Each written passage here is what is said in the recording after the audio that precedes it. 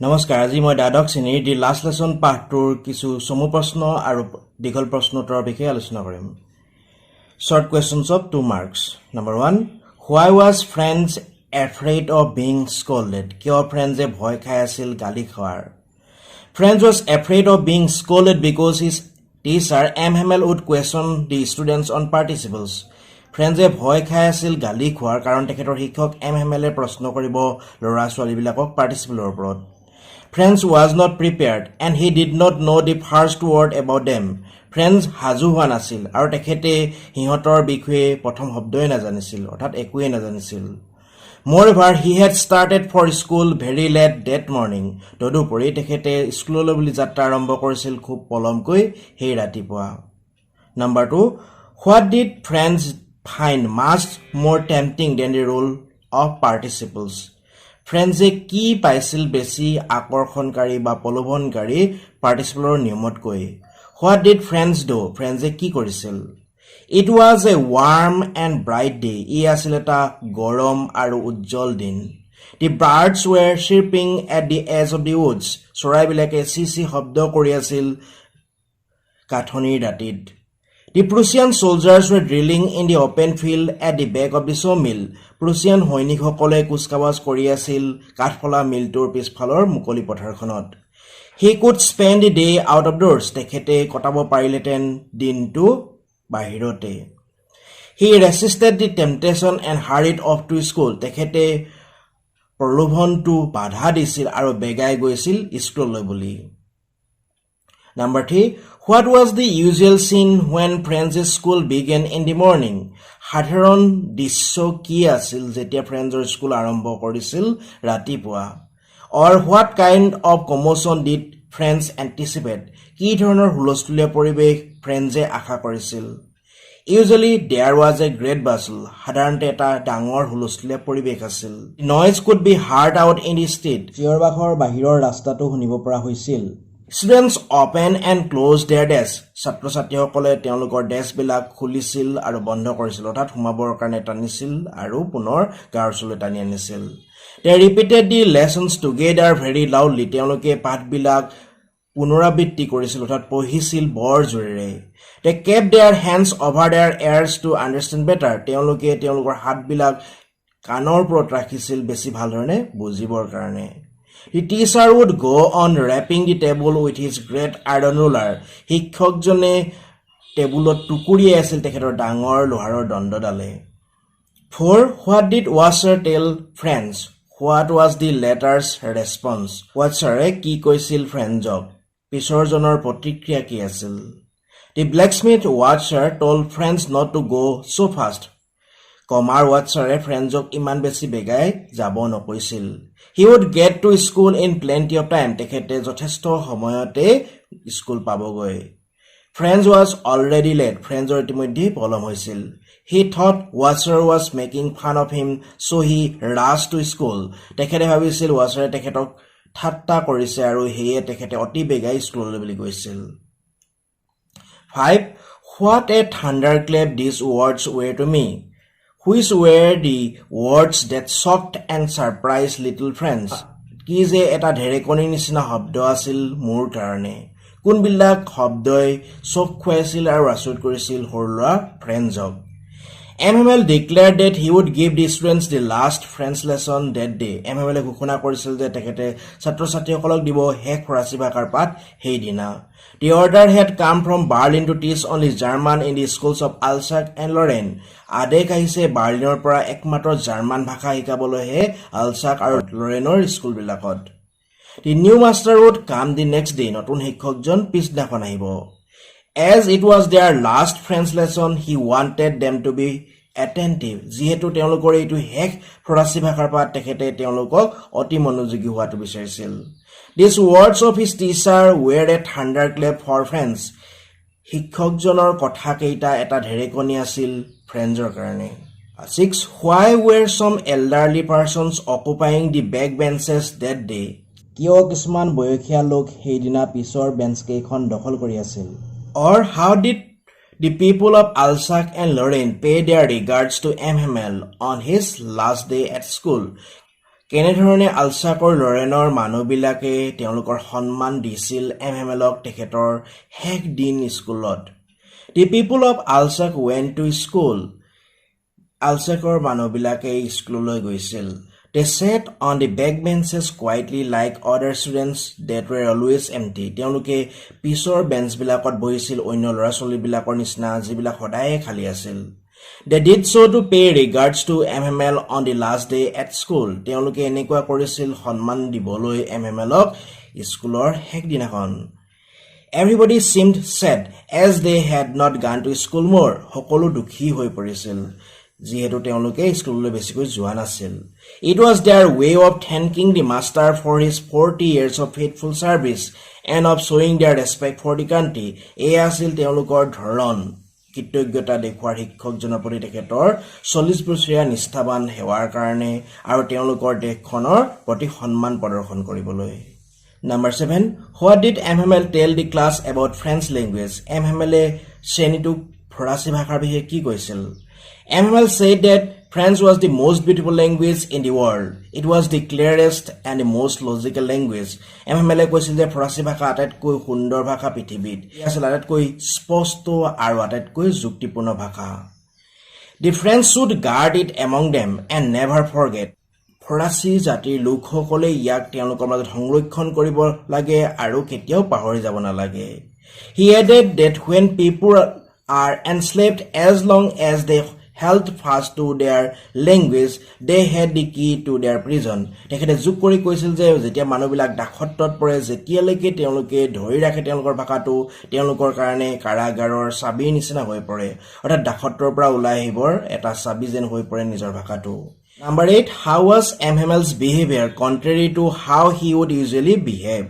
কেনেকুৱা ধৰণৰ আছিল MMLৰ আচৰণ বিপৰীতে তেওঁ সাধাৰণতে কৰা আচৰণৰ লগত।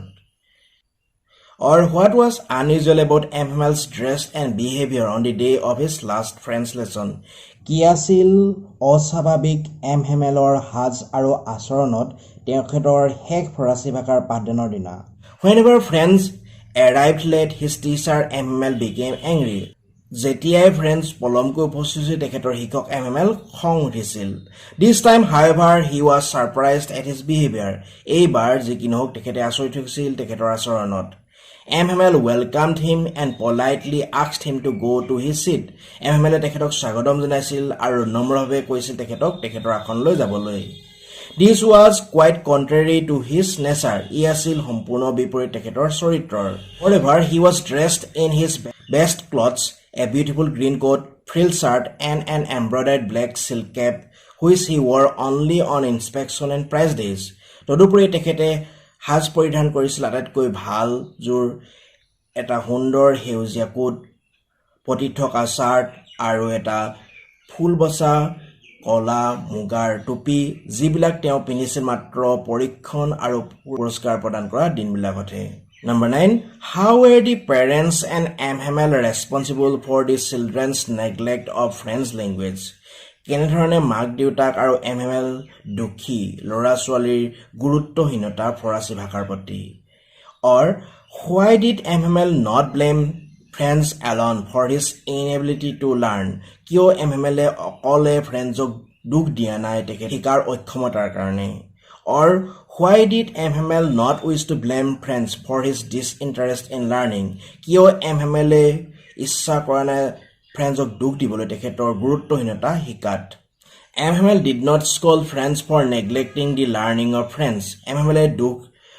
MML গালি পৰা নাছিল ফ্ৰেন্সক গুৰুত্ব নিদিয়া ফৰাচী ভাষাটো শিকাত। Most of the people of France like to put off learning till the next day. ফ্ৰান্সৰ বেছিভাগ মানুহেই ভাল পাইছিল বন্ধ কৰি ৰাখিবলৈ শিকাটো পিছদিনাখনলৈ অৰ্থাৎ সদায় পিছদিনাখন বুলি ভাবি থাকে শিকিবলৈ।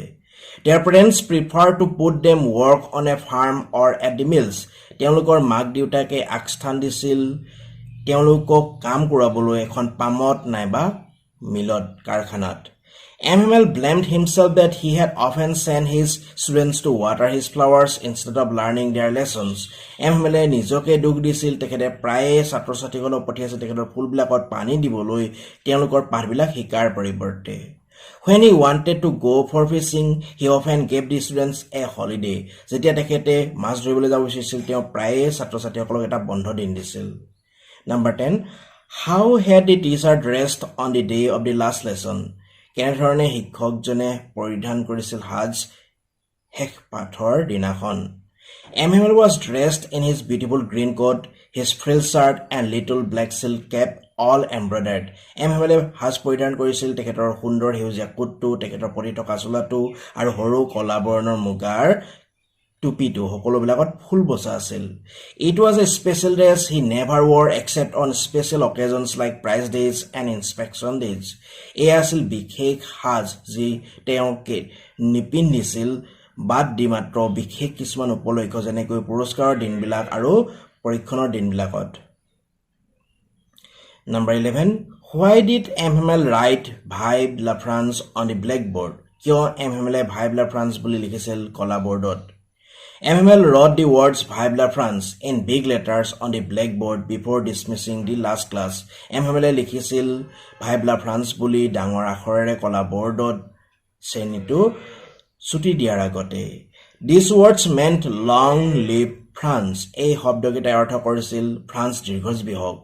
This shows his patriotic nature. এয়াই দেখুৱাই তেখেতৰ স্বদেশপ্ৰেমীৰ চৰিত্ৰটো। Perhaps he also wanted to remind others that they belong to France and they should never forget it. সম্ভৱতঃ তেখেতে অন্য লোকসকলক মনত পেলাই দিব বিচাৰিছে যে তেওঁলোক ফ্ৰান্সৰ হয় আৰু তেওঁলোকে এইটো কেতিয়াও পাহৰি যাব নালাগে। Long questions of 5 marks. Number 1. What did friends notice that was unusual about the school that day? কি ফ্ৰেণ্ডছে লক্ষ্য কৰিছিল অস্বাভাৱিক স্কুলখনত সেই দিনাখন? Or give a detailed account of the scene in the classroom or the day of the last lesson. বৰ্ণনা কৰা দৃশ্য শ্ৰেণীকোঠাটোৰ নাইবা শেষ পাঠদানৰ দিনাখন। The order from Berlin affected the school and the village people that day. বাৰ্লিনৰ পৰা অহা আদেশটোৱে স্কুলখন আৰু গাঁৱৰ লোকসকলক প্ৰভাৱিত কৰিছিল সেই দিনাখন। Friends noticed that there was not any great bustle at the school. Friends লক্ষ্য কৰিছিল যে কোনো ডাঙৰ হুলস্থুলীয়া পৰিৱেশ নাছিল বিদ্যালয়ত। There was no sound of opening and closing desk. কোনো শব্দ নাছিল ডেস্কবিলাক খোলা আৰু বন্ধ কৰাৰ অৰ্থাৎ ডেস্কবিলাক টনাজোৰা কৰাৰ। No lessons were repeated in unison very loudly and the teacher was not rapping his ruler on the table. কোনো পাঠ একেলগে জোৰেৰে পঢ়া হোৱা নাছিল আৰু শিক্ষকজনে তেখেতৰ দণ্ডডাল টেবুলৰ ওপৰত টুকুৰিয়াই থকা নাছিল। That day everything was as quiet as Sunday morning. সেইদিনাখন সকলোবিলাক নীৰৱ হৈ আছিল দেওবাৰৰ ৰাতিপুৱাৰ নিচিনা। Friends was not scolded for his late arrival at school. Friendsক গালি পৰা হোৱা নাছিল সি স্কুলত পলমকৈ উপস্থিত হোৱা বাবে। On that day his teacher Emmanuel wore his beautiful green coat, his frill shirt and a little black silk cap. সেইদিনাখন তেখেতৰ শিক্ষক এমহেমেলে পিন্ধিছিল সুন্দৰ সেউজীয়া কোটটো, তেখেতৰ পৰি থকা চোলাটো আৰু সৰু কলা বৰ্ণৰ মুগাৰ টুপিটো। This special dress was worn only on inspection and prize days. এই বিশেষ সাজযোৰ পিন্ধা গৈছিল মাত্ৰ পৰীক্ষণ আৰু পুৰস্কাৰৰ দিনবিলাকতহে। The whole school seemed so strange and solemn. গোটেই স্কুলখন দেখা গৈছিল ইমান আচহুৱা আৰু গম্ভীৰ। The backbenches were filled up by the village people like the old hussar, the former mayor, the former postmaster and several others. পিছৰ বেঞ্চবিলাক পূৰ্ণ কৰি থকা হৈছিল গাঁৱৰ লোকসকল যেনেকৈ বৃদ্ধ হছৰ, পূৰ্বৰ পৌৰপতি, পূৰ্বৰ ডাকুৱালজন আৰু অন্য বহুতো লোকৰ দ্বাৰা। They were looking sad for the last lesson of French language. তেওঁলোকক দুখী দেখা গৈছিল শেষ পাঠদান ফৰাচী ভাষাৰ কাৰণে।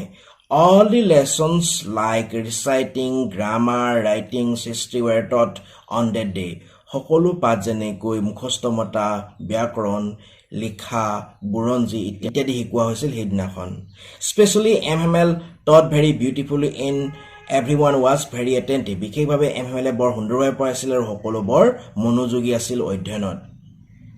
Surprisingly, little friends listened very carefully and understood all the lessons. আচৰিত ধৰণে সৰু ল'ৰা ফ্ৰেণ্ডছে বৰ সাৱধানেৰে শুনিছিল আৰু সকলো পাঠ বুজি পাইছিল। Number 2. What was the order from Berlin? How did the order affect the people of Alsace, particularly Emmanuel and his students?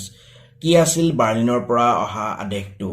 কেনেধৰণে আদেশটোৱে প্ৰভাৱিত কৰিছিল আলচাকৰ মানুহবিলাক বিশেষভাৱে MML আৰু তেখেতৰ ছাত্ৰ-ছাত্ৰীসকলক The order had come from Berlin to teach only German in the schools of Alsac and Lorraine from the next day. Berlinৰ পৰা আদেশ আহিছিল একমাত্ৰ জাৰ্মান ভাষাত হে শিকাবলৈ স্কুলবিলাকত আলচাকৰ লৰেনৰ পিছদিনাখনৰ পৰা The order affected the French people, the teacher MML and his students. আদেশটোৱে প্ৰভাৱিত কৰিছিল ফৰাচী লোকসকলক শিক্ষক MMLক আৰু তেখেতৰ ছাত্ৰ-ছাত্ৰীসকলক Patriotic feeling was aroused among them. স্বদেশ প্ৰেমৰ ভাৱ তেওঁলোকৰ মাজত উৎপন্ন হৈছিল The village people like the old hussar, the former mayor, the former postmaster and several others went to school. গাঁৱৰ লোকসকল যেনেকৈ বৃদ্ধ হছাৰ পূৰ্বৰ পৌৰপতি পূৰ্বৰ ডাকৱাল আৰু অন্য বহুতো লোকে স্কুললৈ গৈছিল They sat on the back benches quietly like other students that were always empty. তেওঁলোকে পিছৰ বেঞ্চবিলাকত বহিছিল নীৰৱে অন্য ছাত্ৰ-ছাত্ৰীসকলৰ নিচিনা যিবিলাক সদায় খালী আছিল Everybody seemed sad as they had not gone to school more. সকলোকে দুখী দেখা গৈছিল যিহেতু তেওঁলোকে স্কুললৈ বেছিকৈ যোৱা নাছিল It was their way of thanking the master for his 40 years faithful service and of showing their respect for the country. এই আছিল তেওঁলোকৰ ধৰণ কৃতজ্ঞতা দেখুৱাৰ শিক্ষকজনৰ প্ৰতি তেখেতৰ 40 বছৰীয়া নিষ্ঠাবান সেৱাৰ কাৰণে আৰু দেখুৱাবলৈ তেওঁলোকৰ দেশখনৰ প্ৰতি সন্মান That day, MML was very sad to leave his school, students and the environment after the 40 years he had worked. সেইদিনাখন MML বৰ দুখী হৈ পৰিছিল তেখেতৰ বিদ্যালয়খন এৰিবলৈ ছাত্ৰ-ছাত্ৰীসকলক এৰিবলৈ আৰু পৰিৱেশটো এৰি যাবলৈ 40 বছৰ তেখেতে কাম কৰাৰ পাছত He wore his beautiful green coat, his frilled shirt and the little black silk cap which were worn only on inspection and prize days. তেখেতে পিন্ধিছিল সুন্দৰ সেউজীয়া কোটটো তেখেতৰ প্ৰতি থকা চোলাটো আৰু সৰু কলা বৰণৰ চিল্কৰ কেপটো যিবিলাক তেওঁ পিন্ধিছিল মাত্ৰ পৰীক্ষণ আৰু পুৰস্কাৰৰ দিনবিলাকতহে He taught very beautifully and with much patience. তেখেতে বৰ সুন্দৰভাৱে শিকাইছিল আৰু যথেষ্ট ধৈৰ্যৰে শিকাইছিল It seemed as if he wanted to give his students all the knowledge that he had known. এনেকুৱা লাগিছিল তেওঁ দিব বিচাৰিছিল তেখেতৰ ছাত্ৰসকলক সকলোবিলাক জ্ঞান তেখেতে জনা The order also changed the minds of students. আদেশটোৱে ছাত্ৰ-ছাত্ৰীসকলৰ মনটো সলনি কৰিছিল Surprisingly, all the students listened very carefully and tried to learn all the lessons. আচৰিত ধৰণে সকলো ছাত্ৰ-ছাত্ৰীসকলে শুনিছিল বৰ সাৱধানেৰে আৰু চেষ্টা কৰিছিল সকলো পাঠ শিকিবলৈ Even little friends was very attentive in learning that day. আনকি সৰু ল'ৰা ফ্ৰেণ্ডছো অতি বেছি মনোযোগী হৈ আছিল শিকাত সেইদিনাখন Number 3. Describe MML's last day at school. বৰ্ণনা কৰা MMLৰ শেষ দিন স্কুলত MML's last day at school was a sorrowful one. MMLৰ শেষ দিন স্কুলত আছিল এটা দুখ লগা দিন The school was unusually silent. বিদ্যালয়খন অস্বাভাৱিকভাৱে নীৰৱ হৈ আছিল The people from the village had come to the class as mark of respect for his last day at school. গাঁৱৰ পৰা মানুহবিলাক আহিছিল শ্ৰেণীলৈ সন্মানৰ চিন হিচাপে তেখেতৰ শেষ দিন স্কুলত অৰ্থাৎ তেখেতৰ প্ৰতি সন্মান দেখুৱাবলৈ তেওঁলোক আহিছিল He was dressed in his best clothes, normally reserved for the occasions of inspection and prize distribution. তেখেতে তেখেতৰ আটাইতকৈ ভাল সাজ পৰিধান কৰিছিল সাধাৰণতে যাক সংৰক্ষণ কৰি ৰখা হৈছিল উপলক্ষ্য পৰীক্ষণ আৰু পুৰস্কাৰ বিতৰণৰ কাৰণে অৰ্থাৎ তেখেতে পৰীক্ষণ আৰু পুৰস্কাৰ বিতৰণৰ দিনতহে তেনেকুৱা সাজ পৰিধান কৰিছিল MML declared that he would give the last French lesson that day. MML ঘোষণা কৰিছিল যে তেখেতে শেষ ফৰাচী ভাষাৰ পাঠ দিব সেইদিনাখন He pointed out to the class that the trouble with them was that they always put off learning till the next day. তেখেতে দেখুৱাই দিছিল শ্ৰেণীক যে সমস্যা তেওঁলোকৰ লগত আছে যে তেওঁলোকে বন্ধ কৰি ৰাখে শিকাটো পিছদিনাখনলৈকে He reminded them of the beauty, clarity and logic of French language. তেখেতে মনত পেলাই দিছিল তেওঁলোকক সৌন্দৰ্য স্পষ্টতা আৰু যুক্তিযুক্ততা ফৰাচী ভাষাৰ He urged them to guard their knowledge of the language and hold on to it. তেখেতে আহ্বান জনাইছিল তেওঁলোকক সংৰক্ষণ কৰিবলৈ তেওঁলোকৰ জ্ঞান ভাষাটোৰ আৰু ইয়াক ধৰি ৰাখিবলৈ After this, he taught them grammar, writing and history. ইয়াৰ পাছত তেখেতে শিকাইছিল তেওঁলোকক ব্যাকৰণ লিখন আৰু বুৰঞ্জী He explained very patiently and it seemed that he wanted to give them all he knew before he went away. তেখেতে বৰ ধৈৰ্যৰে ব্যাখ্যা কৰিছিল আৰু এনেকুৱা লাগিছিল তেওঁলোকক সকলো দিব বিচাৰিছে তেওঁ জনা আঁতৰি যোৱাৰ আগতে When everyone was busy in writing, MML was sitting motionless in his chair. যেতিয়া সকলোবিলাকে ব্যস্ত আছিল লিখাত, MML স্থিৰ হৈ বহি আছিল তেখেতৰ চকীত. He was gazing one thing to another in the school as if he wanted to fix all things in his mind. তেখেতে তথালাগি চাইছিল স্কুলৰ ভিতৰত থকা এটা বস্তুৰ পৰা আনটোলৈ, যেন তেখেতে স্থিৰ কৰিব বিচাৰিছে সকলোবিলাক তেখেতৰ মনত, অৰ্থাৎ মনত ৰাখিব বিচাৰিছে. When the class got over, he tried to address the students but could not go on as he was shocked with emotion. যেতিয়া শ্ৰেণী শেষ হৈছিল তেখেতে চেষ্টা কৰিছিল ছাত্ৰ ছাত্ৰীসকলক সম্বোধন কৰিবলৈ, কিন্তু তেখেতে আগবাঢ়ি যাব নোৱাৰিল কাৰণ তেখেত আৱেগত ডিঙি সোপা মাৰি ধৰিছিল. In large letters he wrote "Vive la France" on the blackboard and gestured with his hand that school was dismissed and they could leave. ডাঙৰ আখৰেৰে তেখেতে কলা বৰ্ডত "Vive la France" বুলি লিখিছিল আৰু তেখেতৰ হাতেৰে সংকেত দিছিল যে স্কুল ছুটি হৈছে আৰু তেওঁলোকে এৰি যাব পাৰে. ছাত্ৰ ছাত্ৰীসকল, ভিডিঅ'টো আজিলৈ ভিডিঅ'টো ভাল লাগিলে লাইক, শ্বেয়াৰ আৰু কমেণ্ট কৰিবা আৰু ভৱিষ্যতলৈ এনেধৰণৰ ভিডিঅ' চাবৰ কাৰণে ছাবস্ক্ৰাইব কৰি ৰাখিবা চেনেলটো. ধন্যবাদ.